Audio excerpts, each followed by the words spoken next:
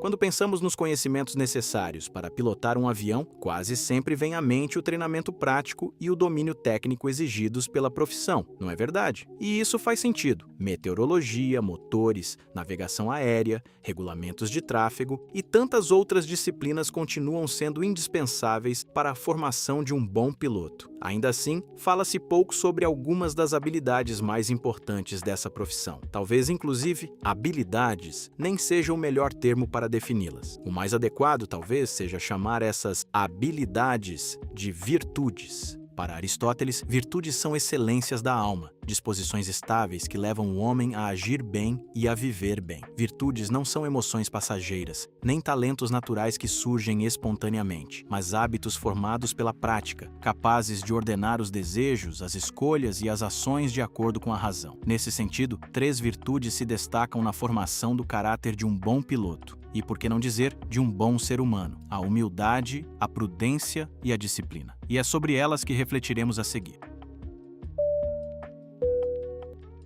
Um breve contexto. Há 16 anos, quando iniciei meus estudos no setor aéreo, ainda na Faculdade de Tecnologia e Ciências em Salvador, um professor em especial chamou muito a minha atenção desde o primeiro dia de aula. Tratava-se de um ex-piloto da Força Aérea e da Aviação Comercial, com ampla formação em pedagogia, sólida experiência em engenharia aeroespacial e, de quebra, faixa preta em Karatê-Do. Parecia ter alcançado excelência em tudo o que fazia. Seu nome era João Câncio Filho. Câncio foi muito provavelmente um dos maiores exemplos que tive daquilo que se espera de um bom piloto: pontualidade, disciplina, exigência, dedicação e integridade. Certa vez, durante uma prova de teoria de voo, ele flagrou um aluno colando as respostas. A reação foi imediata e deixou claro que, para ele, a formação aeronáutica não admitia atalhos morais. Em um ambiente no qual esse tipo de postura nem sempre é comum, especialmente em instituições privadas, aquele episódio marcou profundamente a minha percepção sobre a aviação. Foi ali que compreendi que não bastava dominar fórmulas, regulamentos, procedimentos e técnicas. Para estar à altura dessa profissão, seria necessário desenvolver algo mais profundo: as virtudes de um bom piloto. Humildade.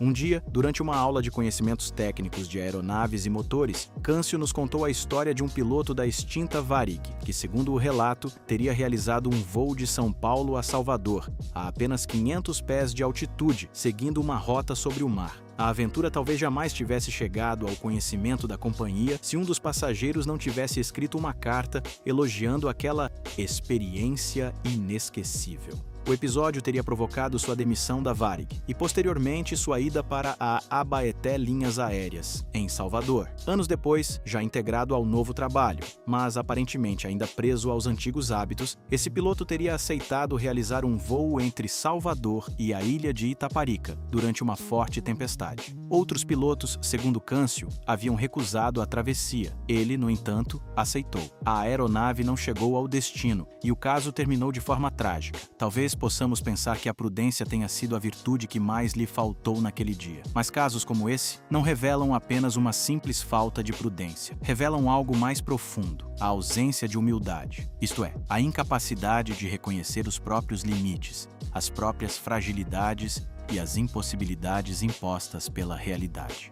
Na tradição cristã, a humildade ganha um lugar central entre as virtudes porque coloca o homem diante da verdade, a verdade sobre Deus, sobre si mesmo e sobre os próprios limites. O próprio Jesus Cristo é o maior exemplo cristão de humildade.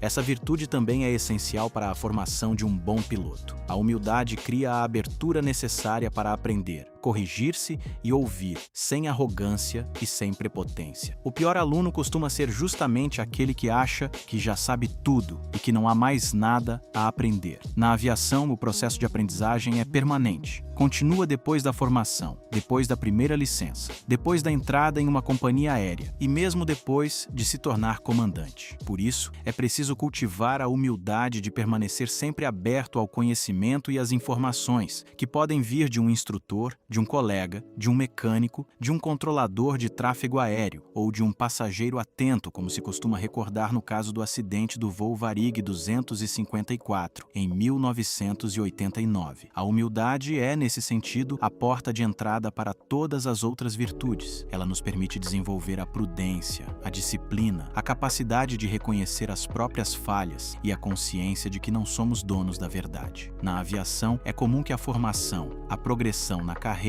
e o crescimento dentro das companhias afastem alguns profissionais dessa virtude. Cultivá-la pode ser, portanto, um desafio. Por outro lado, esquecê-la pode custar a própria vida e a vida de pessoas inocentes. Prudência.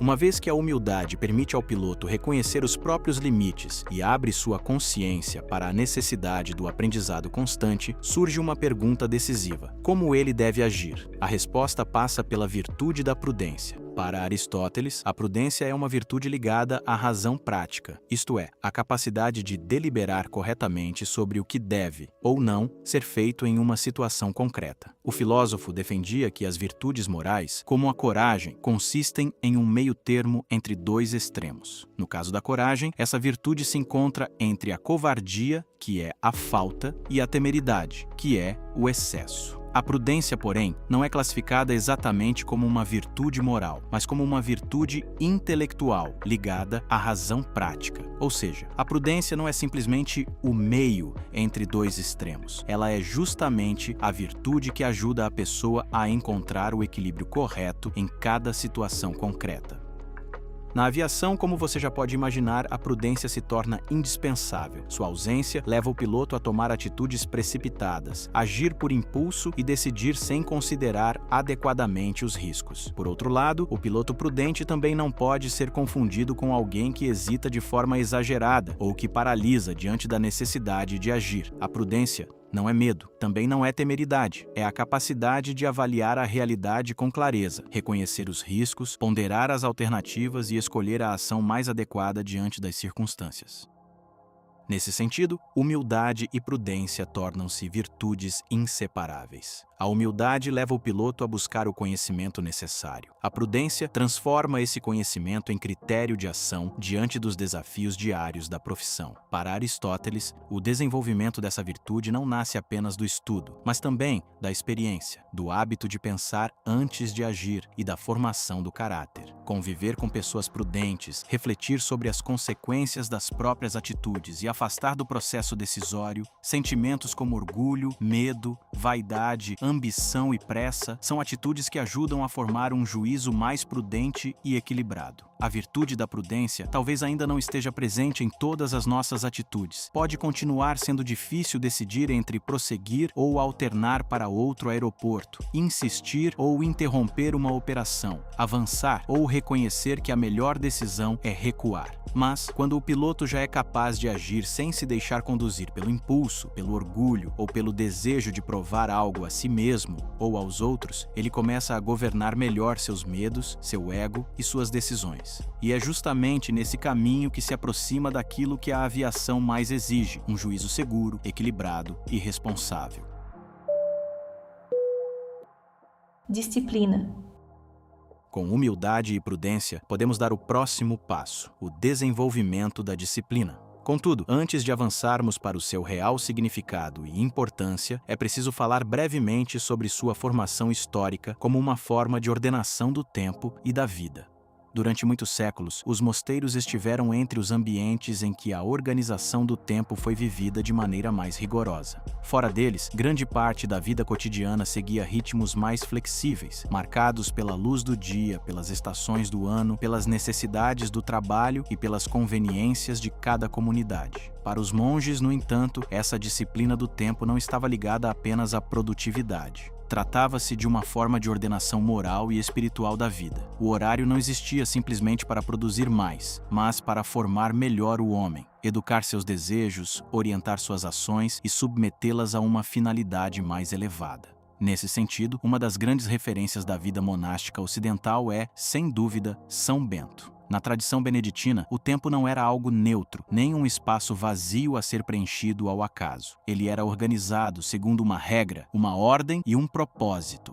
Os monges dividiam o dia pelas chamadas horas canônicas, isto é, momentos fixos de oração ao longo do dia e da noite. O objetivo era ordenar a vida inteira em torno de uma finalidade superior. Assim, oração, trabalho, leitura, alimentação e descanso tinham cada um o seu lugar. A disciplina, portanto, era uma forma de dar ordem à vida. Hoje, em razão de toda a pressão social relacionada aos horários e à produtividade, a disciplina passou a ser vista menos como uma virtude voltada à formação do caráter e mais como uma obrigação prática em quase todas as profissões. Na aviação, porém, ela assume um peso ainda maior. Pontualidade, cumprimento de padrões, obediência, autocontrole e constância não são apenas qualidades desejáveis, são exigências fundamentais para que a operação aconteça com segurança, regularidade e previsibilidade. Desta forma, cultivar a disciplina pode ser um processo bastante doloroso, principalmente quando a sua finalidade consiste apenas em atender às demandas do mercado e da profissão. Para muitos, a pressão social de ser disciplinado pode ser uma barreira intransponível e, quase sempre, insustentável a longo prazo. Mas a resposta para o desenvolvimento desta virtude pode estar justamente na sua origem.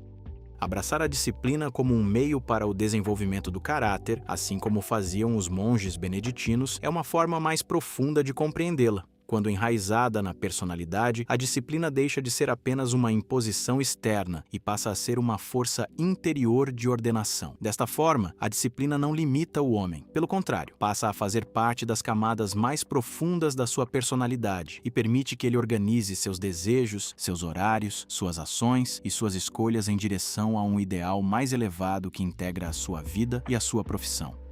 Um piloto disciplinado não depende apenas da motivação ou do medo como ferramentas para agir no sentido correto. Chegar no horário, estudar antes do voo, respeitar os procedimentos, cumprir o checklist, obedecer aos limites da aeronave e manter a comunicação padronizada passam a ser hábitos que refletem o brilho do seu próprio caráter. É uma disciplina interna que não mais o fragmenta, mas que o ajuda a viver em comunhão com quem ele quer ser, de verdade.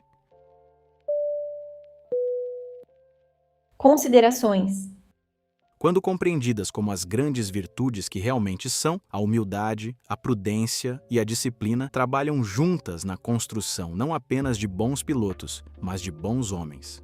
De Aristóteles a João Câncio, percebemos que as pessoas que verdadeiramente se encontram em suas profissões são aquelas que vivem com integridade a própria vocação. São aquelas que caminham para um lugar que vai além do retorno financeiro, da validação externa e da simples produtividade mercadológica. São aquelas que cultivam dentro de si os elementos necessários para viver uma vida que, de fato, vale a pena. Se o seu objetivo é ser piloto, ou mesmo progredir nessa carreira, cultivar essas 3 virtudes talvez seja o começo de um voo muito mais alto. Um voo capaz de levá-lo até a última camada da atmosfera, onde o ar é rarefeito, mas o sol brilha como nunca.